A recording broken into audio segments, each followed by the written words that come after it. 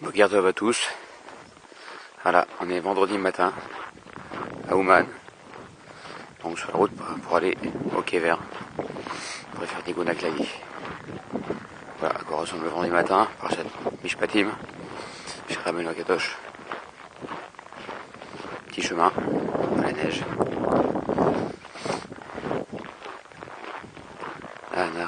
Nachman. On se rend chez celui qui a dit En Yush Bolam Klal. On m'a expliqué un peu tout à l'heure qu'est-ce que ça veut dire.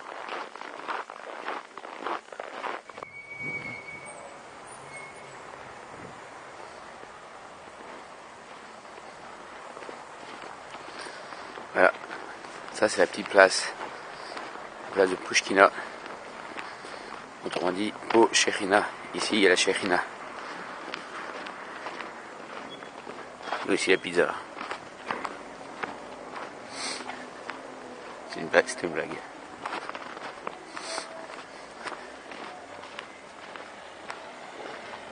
Ah oui, un Yush Boam Klal, ça veut dire que ça n'existe pas du tout dans le monde. Quel monde on parle? On verra.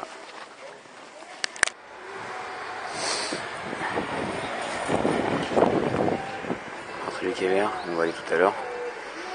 Ça, c'est le kiosque. Ça, c'est le magasin du Keren de Rabbi Israël de votre dessert. Voilà. Tous les Sfarim, des millions de Sfarim depuis des années. Ça, c'est Achnas Olochim, où il y a une vingtaine de gens qui vont manger tous les jours. Tzadikim qui vivent ici.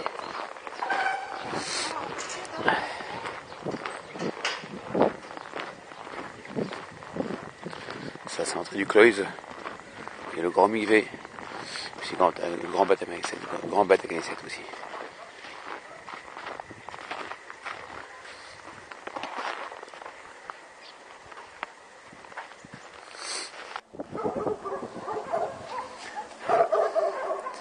Là, on va descendre derrière le Kever où il y a le pont. Enfin, il y a le pont qui mène au Kever ou qui sort du Kever. Le petit pont, on va vers le Chouk, ou si on va vers la maison de Rabbeinu, ou les Niftar de ce monde. Voilà. Sur le pont, qu'est-ce qu'on va dire sur le pont? Comme ça, il y a Rabbeinu écouter Moran. Klal Veikar. Kol Olam Kulo.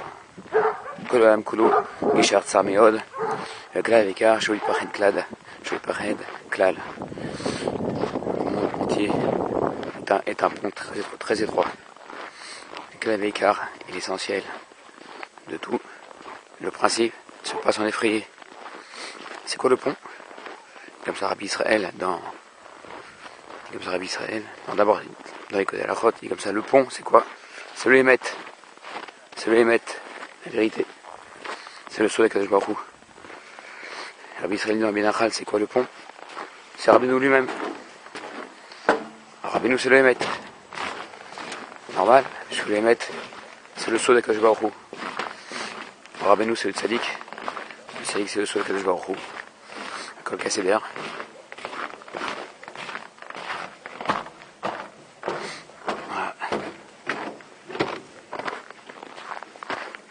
Peu.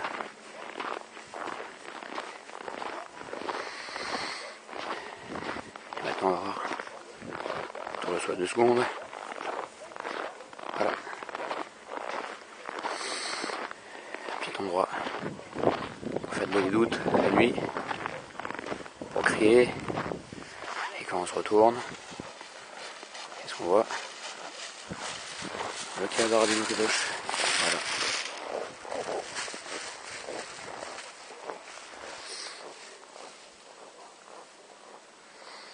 Voilà. Alors, il y a une centaine d'années à peu près, le rêve de mon rêve, mon rêve c'est Rabbi Israël au dessert, c'est le rêve de beaucoup de gens. Bon, Hachem, c'est le Tamid de Rabbeinu, pour m'expliquer pourquoi, c'est qui.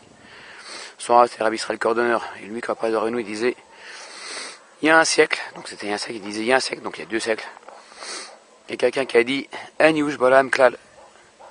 L'espoir n'existe pas de tout dans le monde. Bon, très étonnant, hein. Bah c'est vrai, c'est comme ça. Qu'est-ce que ça veut dire cette phrase? Pas une petite explication maintenant ici. L'espoir n'existe pas du tout dans le monde. Parce qu'en fait, le monde n'existe pas vraiment. Quand Hachem il a créé l'homme était immortel. Et puis c'est l'homme dans le Gan Eden. Selon s'il existait, non, pas du tout. Il n'existait pas. C'était juste un potentiel virtuel, inexistant. Mais quand le premier homme il a fauté, et qu'il n'a pas fait une teshuva comme Hachem voulait qu'il fasse, il a dit sors du Gan Eden, il a accepté. Alors quand il a accepté de sortir du Gan Eden, qu'est-ce qui s'est passé? Il a mis le yush dans sa tête, mais il le désespoir dans sa tête. Il dit non, c'est pas possible de faire teshuva. Il faut que je sorte du Gan Eden pour faire teshuva. Il n'a pas cru à la bonté d'Hachem. Quand même il n'a pas cru à la bonté d'Hachem infinie, alors il est tombé dans le yush, il s'est créé dans son esprit ce monde-ci. Il est sorti du Gan Eden. En fait, d'où il est sorti? Il est sorti du Gan Eden pour entrer dans ce monde-ci. Il est sorti d'une perception de son esprit à une autre perception de son esprit, qui s'appelle ce monde-ci. Ce monde-ci n'existe pas vraiment, si ce n'est dans l'esprit des gens. Pour ça, il nous dit maintenant, Sarah s'appelle Médamé. C'est le fantasme qu'on se fait de tout. Les problèmes, tous les empêchements, les milotes, c'est que dans la tête, il y a Rabbeinu. Ce monde-ci entier, il n'existe que dans la tête des gens. Chacun de tout le monde qui existe dans ce monde, le monde entier, il est que dans sa tête. Il n'est pas ailleurs. Toute la création entière. Ça veut dire qu'on se fait notre monde, on se fabrique tout le monde par son esprit. Alors le désespoir n'existe pas du tout dans le monde, oui, parce que le désespoir n'existe que si on le fait exister. Mais si on décide non, à chaque instant on décide non, il n'y a pas de désespoir. Alors le désespoir n'existe pas, parce qu'à chaque instant on peut décider c'est quoi ce monde. Je rentre dans le Gan Eden, ou je sors du Gan Eden, chaque instant. C'est quoi entrer dans le Gan Eden, dire Bessal Ben Achal, entrer dans le Gan Eden, c'est faire Rasson Hachem. Tout de suite, voilà, à l'instant même, je fais Rasson Hachem. Qu'est-ce qu'il veut Hachem de moi? Je m'attache tout de suite à Rabbeinu, parce qu'il dit aussi Rabbi Israël. Sans Rabbeinu, il y a le yush, il y a les souffrances, il y a tout. Mais avec Rabbeinu, on peut sortir de ce monde. C'est pour ça qu'avec Rabbeinu, en yush. Une petite explication sur en yush ba'alam klal, parce qu'on n'est pas vraiment dans ce monde. Si on décide à chaque instant qu'on n'est pas dans son esprit. Voilà. La suite, en redescendant. Voilà. La suite, en redescendant vers le Tsioun, de Rabbeinu. Alors par là, donc c'est le chouk et aussi la maison où il y a Rabbeinu. On n'ira pas maintenant. Ah oui, j'ai oublié de vous dire. Ah, on est chez Rabbeinu. Donc on peut faire naître quelques morines, quelques perceptions, mais Hachem. La suite, chez Rabbeinu. Donc on va descendre le pont. Voilà. À gauche, petit bois, derrière le caverne. Là, c'est l'endroit où les 30 000 juifs qui ont été assassinés par les Cosaques reposent. C'est des Kim. Là, on remonte vers le caverne, qui est dans l'endroit. Petit chemin que j'aime beaucoup. Nanach Nachman Nachman Guman. Nanach Nachman Guman. Nanach Nachman.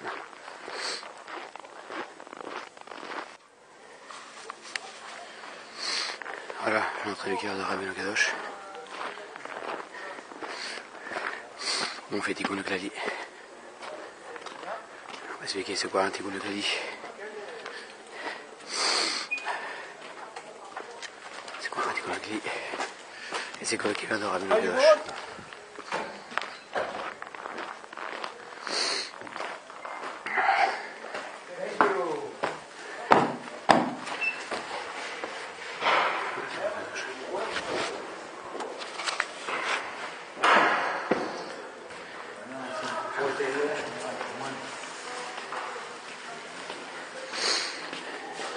On passe au caverne.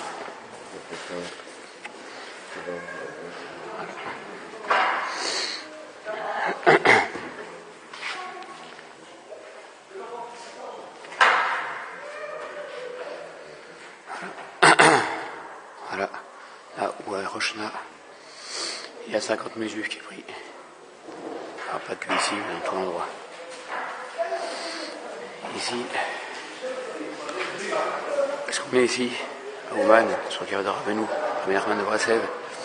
On est dans un endroit qui n'est pas un vrai endroit. On est dans un endroit qui est préparé depuis 6 jours de la création. Comme ça, Yeremi Adam, depuis 6 jours de la création. Or, le seul endroit, la seule tombe qui existe dans le monde, qui existe dans la Torah de la création, qui était préparée depuis 6 jours de la création, c'est la tombe de Moshe Rabbeinu. Ici, on est dans la tombe de Moshe Rabbeinu, à la racine de la tombe de Moshe Rabbeinu. Ici, quand on fait un tikkun haklali, en général, déjà, quand on fait un tikkun haklali, c'est qu'il voit un Yom Kippour. Ça va pas un carrette. Ça ramène le point divin. C'est un tikkun haklali. Pour ça, Rabbeinu a dit, Niouj, voilà le klal. L'histoire n'existe pas du tout dans le monde. Ouais, on a perdu le point divin, et on est déraciné de tout. Faire un tikkun haklali, 10 minutes, parce que lui était dans les Shamim, faire descendre la bonté d'Hachem. Voilà, un niouche. Mais quand on fait tikkun haklali ici, quand on a compris la comparaison, alors c'est comme si on faisait un tikkun haklali dans le Kodesh à Kodashim. Parce que les 6 jours de la création, ça montre que le temps il est vraiment existé. Quand le temps n'existait pas vraiment, quand l'endroit, le makom n'existe pas vraiment. Avant tout. Donc le pouvoir de correction, de rectification, de réparation antique est extrême. C'est un niouche. C'est ici. On va entrer à l'intérieur.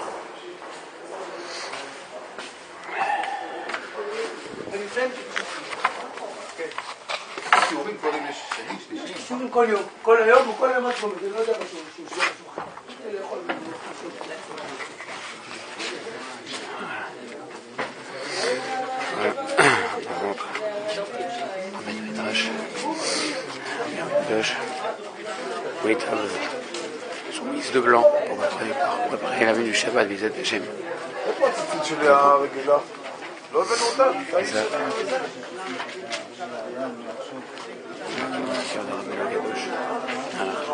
À l'intérieur.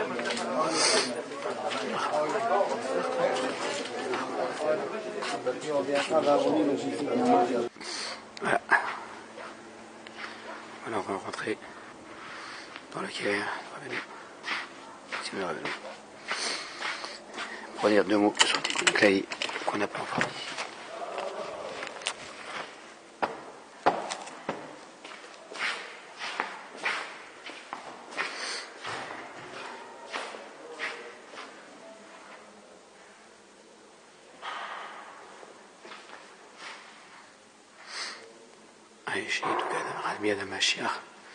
On fait mourir jusqu'à la venue du Mashiach.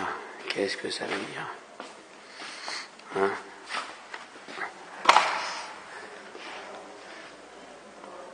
On va dire de Rabbeinu, sur Sion. Quand il dit Télim du tikkun haklali, c'est quoi? C'est dit Télim, Rabbeinu a dit comme ça. Sur Rabbi Shimon Bar Yochai, il a dit dans le Zohar que pour la faute de l'immoralité et du rite, il n'y a pas de tikkun. Pour s'en dire qu'il n'y a pas de tikkun, il n'y a pas de réparation, pas toujours possible. Rabbeinu a dit, je suis seul à comprendre ce passage du Zohar. Et en vérité, il y a une réparation pour tout, une teshuva pour tout. En fait, Rabbeinu avait dit, ma Torah, même si il l'entendait, ce serait un chidouche pour lui. Ma Torah, même si Rabbi Shimon Bar Yochai l'entendait, ce serait un chidouche pour lui. Mais Rabbi Nachman de Breslev, il est au-dessus de tout, il est à la racine de tout. Il a fait descendre du Ensof, des révélations, à commencer par le tikkun haklali, qui n'existait pas dans le monde. C'est ça Niouche, et ça l'infinité d'Hachem, l'infinie miséricorde d'Hachem, la bonté d'Hachem. Et ça, le tikkun haklali. Le tikkun haklali, c'est dit Télim, on les dit, et on remonte à la création de tout. On retrouve un point divin. C'est ça qui se passe, on se raccroche à Hachem, on se raccorde à Hachem. Celui qui ne croit pas à ça, il fait la faute de Adam Arishon, qui n'a pas cru en l'infinité d'Hachem. Comment c'est possible?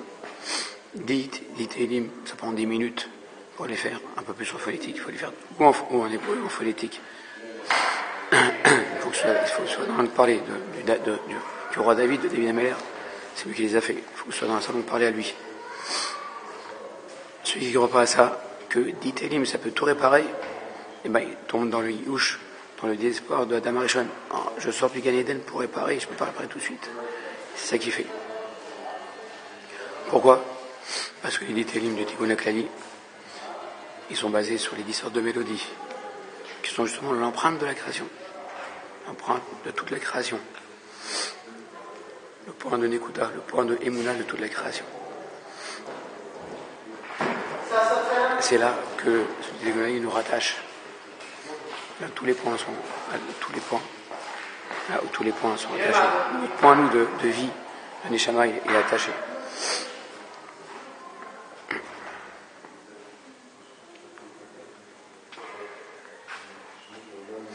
Tous les télim du roi David, ils sont basés sur les sortes de mélodies. Les sortes de mélodies, c'est qui? C'est quoi? C'est les prémices de la pensée Hachem quand il a créé le monde. C'est Rabbeinu Kadosh, c'est le tzaddik, justement. C'est quoi les sortes de mélodies? C'est Nachman, Uman. Parce que Hachem, il habille son nom dans le nom du tzaddik. Parce que tout le secret de la création, c'est le revêtement. Qu'est-ce que ça veut dire le revêtement? C'est que Hachem, quand il a commencé, quand il montait dans sa pensée de créer le monde, et jusqu'à arriver au Tzimtzum, il passait par des Tzimtzumim successifs, c'est-à-dire par des revêtements successifs. Il s'est revêtu dans quoi? Il s'est revêtu dans sa Chochma, dans la Torah. En fait, il s'est revêtu dans le Tzaddik, qui est les prémices de sa pensée, qui inclut tout l'âme Israël. Toute la création, c'est des revêtements. C'est quoi Biat HaMashiach? C'est quoi le Mashiach? Ça va être le revêtement du tzaddik. Parce que le revêtement, il continue à travers toute la création. Nous, on est un revêtement aussi. Toute la création, c'est un revêtement. On en parlera un peu plus tard. Le Mashiach, c'est le revêtement du tzaddik. Ceux qui ne croient pas que Nachman, Uman, c'est une sorte de mélodie. C'est le revêtement du nom de tzaddik, le nom d'Hachem, par le nom de tzaddik. Il tombe dans le Yigouch de Adam Arishon. Pareil, il sort du Gan Eden. Israël a dit dans Ibn Achal, c'est quoi rentrer dans le Gan Eden? Tout ce qui fait Rasson Hachem. Il suffit de croire. Faire Rasson Hachem, on rentre dans le Gan Eden. Celui qui est pas attaché à Rabbi Israël dans cette génération, celui qui est pas attaché au tzaddik par la voix de Rabbi Israël, il n'est pas vraiment chez le tzaddik, il n'est pas vraiment chez Rabbeinu. Il est dans un dimion de Rabbeinu. Le pauvre.